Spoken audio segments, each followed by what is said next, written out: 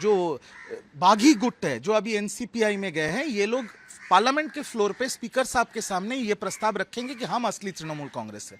अब स्पीकर साहब तय करेंगे। हाँ, ये मैंने भी देखा है, न्यूज़ में देखा है और आपके ट्विटर हैंडल पे ही देखा है मैंने कि उन्होंने शायद 2 बजे मेल किया था अभिषेक बैनर्जी जी को, बिकॉज तृणमूल के अभी तक तृणमूल के party floor leader in the Lok Sabha is mister Abhishek Banerjee. तो अभी वो तो कल ईडी के इंटरोगेशन में थे, वो देखे हैं नहीं देखे हैं वो सब मुझे नहीं पता, बट जितना मुझे पता है कि speaker, honourable speaker of Lok Sabha, उन्होंने कहा है कि दोनों तरफ को हम बुलाएंगे और दोनों तरफ का बात करके फिर हम तय करेंगे। अभी 20 सांसद चले गए हैं एनसीपीआई में, बट उसी गुट से ये खबर आ रहा है कि NCPI is a temporary arrangement. जब मॉनसून सेशन शुरू होगा पार्लियामेंट में, तब वो पार्लियामेंट में ये बात रखेंगे कि वही असली तृणमूल है। तो अभी ये पूरा चीज़ खिचड़ी हो गया है और ये आने वाले दिन में ये लोगों को लेके, पार्टी का बैंक बैलेंस को लेके ये पूरा मामला सुप्रीम कोर्ट तक जाएगा। तो देखना ये है कि जब 20 जुलाई को पार्लियामेंट खुल रहा है मॉनसून सेशन के लिए, तब देखना पड़ेगा कि जब दोनों तरफ के लोगों को लेके, टीएमसी के दोनों तरफ के सांसदों को लेके जब स्पीकर साहब बैठेंगे तो तब क्या निकलता है वो तो तभी पता चलेगा। सुदीप बंदोपाध्याय ने बात करेंगे, जो भी होगा वो देखा जाएगा बात पे। तो अभी ये लेकिन मुद्दा है कि लोगों किसके पास जाए। देखिए, आपको एक चीज समझना पड़ेगा, ये जो 20 सांसद हैं इन्होंने ये चले गए हैं एनसीपीआई में, मर्ज कर लिए हैं। अब जब आप एक दूसरे पार्टी में मर्ज करते हैं, जितना मुझे खबर है और जितना मुझे बात करके कुछ सीनियर लॉयर्स से पता चला है, अगर आप किसी और पार्टी में चले जाते हैं तो आपको लोगों से आपको कोई मतलब ही नहीं है। पर यह भी सुनने में आ रहा है कि जब पार्लियामेंट सेशन खुलेगा तब ये जो गुट है, जो बागी गुट है जो अभी एनसीपीआई में गए हैं, ये लोग पार्लियामेंट के फ्लोर पे स्पीकर साहब के सामने ये प्रस्ताव रखेंगे कि हम असली तृणमूल कांग्रेस है। अब स्पीकर साहब तय करेंगे।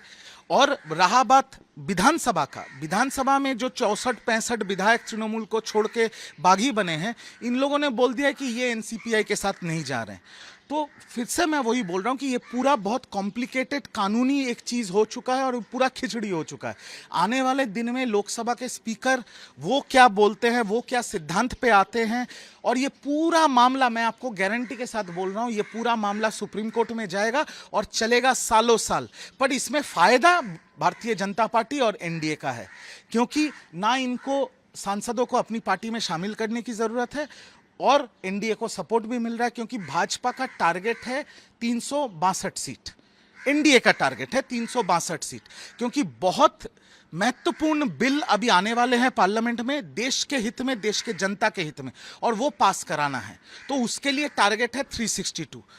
तो भाजपा के लिए और एनडीए के लिए ये विन विन सिचुएशन है। और बाकी तृणमूल कांग्रेस के अंदर जो दो गुट बन चुके हैं, संसद में हो या विधानसभा में हो, ये सब मामला पूरा खिचड़ी हो चुका है। ये सब जाएगा कोर्ट तक। अभी बात करें अगर एनसीपीआई की तरफ से, जो भी इनके देख रहे हैं, उनको तो पहले ये पता ही नहीं था कि इस तरह का कुछ है।